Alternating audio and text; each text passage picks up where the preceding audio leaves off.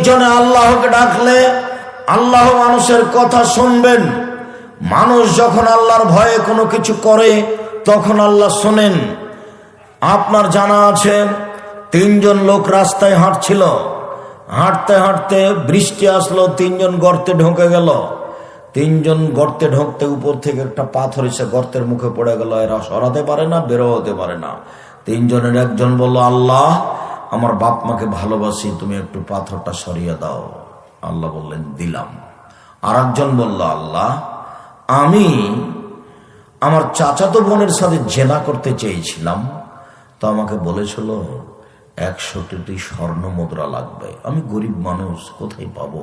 এটাই তার ধারণা ছিল। হাড় ভাঙা পরিশ্রম করে 100টি স্বর্ণ মুদ্রা সংগ্রহ করলাম, তাকে দিলাম। জেনায় বসেছি, তখন আমাকে বলছে, আব্দুল্লাহ ইত্তাকিল্লাহ, এরা আল্লাহর বান্দা, তুই আল্লাহকে ভয় কর। যেমন বলেছে আল্লাহকে ভয় কর, ফাকুম তানহা, আমি ওখান থেকে উঠে গেছি। আমি আল্লাহকে ভয় করি, তুমি একটু পাথরটা সরিয়ে দাও। আল্লাহকে ভয় করে যদি কিছু করেন, আল্লাহ আপনার সব কথা শুনে নেবেন। আল্লাহকে ভয় করে কে? তৃতীয় জন বলছে, আল্লাহ আমি একটা কাজের লোক নিয়েছিলাম, ও অর্ধেক দিন কাজ করলো, চলে যাচ্ছে। তা আমি বললাম, শোনো শোনো শোনো, অর্ধেক দিনের পারিশ্রমিক নাও। ফাঁসা কথা। দেখলাম ও রাগ করলো, তারপর আমার এই অর্ধেক দিনের টাকা নিল না, চলেই গেল। ফাঁসা। আমি একে কাজে লাগালাম, গরু ছাগল কিনলাম, কিনতে কিনতে বাড়ালাম অনেক। হঠাৎ একদিন এসে বলছে, অর্ধেক দিনের পারিশ্রমিক দেন। আমি বললাম, গরু ছাগল নিয়ে যাও। তা আমাকে বলছে, মজাক করবেন না, অর্ধেক দিনের পারিশ্রমিক দেন। এত তো হাজার হাজার গরু দেখাচ্ছেন কেন? তখন আমি বললাম, মজাক করিনি, এগুলো তোমার জন্য, তুমি নিয়ে যাও। তখন ও নিয়ে চলে গেল। বলছে, আল্লাহুম্মা ইন কুনতা তাআলাম আন্নী ফালতু হাজা মিন খাসিয়াতিকা ওয়া রাজা রাহমাতিকা, এই কাজটা আমি করেছি একমাত্র তোমার ভয়ে করেছি, একমাত্র তোমার দয়ার আশায় করেছি।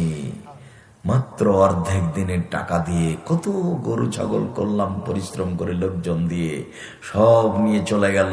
কেন করলাম? তোমার ভয়ে করেছি, তোমার রহমতের আশাই করেছি, এত কিছু করেছি, আজকে একটু পাথরটা সরিয়ে দাও না। দিলাম, যাও, বের হয়ে চলে যাও। কোন মানুষকে অশিলা ধরতে পারেন না। পীর সাহেব আমার জন্য একটু দোয়া করে দেন না, আমাকে নদী পার করে দেন। কোন মানুষ অশিলা হতে পারে না। কর্ম হতে পারে আপনার নিজস্ব কর্ম, কথা বুঝতে পারেননি? আর ভালো মানুষকে বলতে পারেন, পরহেজগার মানুষকে, চাচা আপনি আমার ছেলের জন্য একটু দোয়া করেন, আমার ছেলে খুব বিপদে, এটা আপনি বলতে পারেন। কবরবাসী কিছু করতে পারবে না, বাপের ক্ষমতা না, ওয়াকে মনে পিটিয়ে একাকার করে দিল কবরে, ওর ছাল চামড়া তুলে দিল। আপনি কিন্তু কি বুঝছেন? খাওয়া খাওয়ার কবর উপরে ফুল দিয়ে কি করলেন? আপনি কি আজীবন কোনদিন বুঝতে পারলেন যে আমি কি করলাম, তার কতটুকু উপকার করলাম? সম্মানিত দিনী ভাই বোন, বলছিলাম রাসূল সাল্লাল্লাহু আলাইহি ওয়াসাল্লামের ঘটনা নকল করলেন, হাজার হাজার বছর আগের ঘটনা। সে তার ছেলেদেরকে বলেছিল,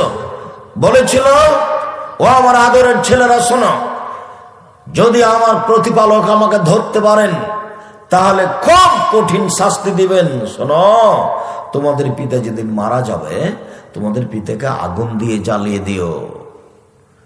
ফাজরু নিসফাহু ফিল বাররি নিসফাহু ফিল বাহরি, অর্ধেক চাই পানিতে ফেলে দিও, অর্ধেক চাই মাটিতে ফেলে দিও, অর্ধেক চাই পানিতে ফেলে দিও, অর্ধেক চাই মাটিতে ফেলে দিও, যাতে করে আমাদের প্রতিপালক আর ধরতেই না পারে, বিচারও করতে না পারে। ফালো মা মারা, ছেলেরাকে যা তিনি আদেশ করেছিলেন ছেলেরা তাই করলো, জ্বালিয়ে অর্ধেক চাই পানিতে দিল, অর্ধেক চাই মাটিতে দিল। ফামার আল্লাহ আল বাহারা, আল্লাহ সাগরকে বললেন, এই সাগর ছাইগুলো জমা করে দাও তো, দিল। আমার আল্লাহ আল বাররা, আল্লাহ মাটিকে বললেন, এই মাটি ছাইগুলি জমা করে দাও তো, দিল। তখন আল্লাহ আবার তাকে মানুষ বানালেন, মানুষ বানিয়ে বললেন, এবার ফালতা হাজা, এই তুমি তোমার ছেলেদেরকে এইভাবে বলেছিলে কেন, বলো কেন এভাবে করতে বলেছিলে? তখন লোকটা বলছে, মিন খাশিয়াতিকা, তোমার ভয়ে করেছি। অন্তা আলাম, তুমি এটা ভালো জানো, আমি ছেলেরাকে বলেছি যে তোমাদের প্রতিপালক, আমার প্রতিপালক আমাকে ধরতে পারলে খুব শাস্তি দিবে, এই যে আমি তোমাকে ভয় করি। আমি তোমার ভয় করতে বলেছি। তখন আল্লাহ বলছেন, আচ্ছা ঠিক আছে, যখন তুমি আমার ভয় করতে বলেছো, গাফার তোলাকা, তুমি তোমাকে ক্ষমা করে দিলাম, যাও, তোমাকে ক্ষমা করে দিলাম। আল্লাহর ভয়ে কিছু করেন, ক্ষমা পাওয়া যাবে, জান্নাত পাওয়া যাবে, অনেক কিছু পাওয়া যাবে।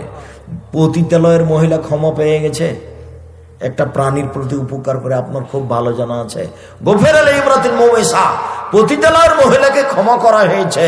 মাররাবে কালবিন, মহিলা একটা কুকুরের পাশ দিয়ে যাচ্ছিল, আল্লাহ রাসে রাখেন, যে কুকুরটা ছিল ইদারার পাশে, ইয়ালহাস, পিপাসায় কুকুরটা হাঁপাচ্ছিল, কাদা একতলাহু, মনে হচ্ছিল যেন পিপাসা তাকে মেরে ফেলবে।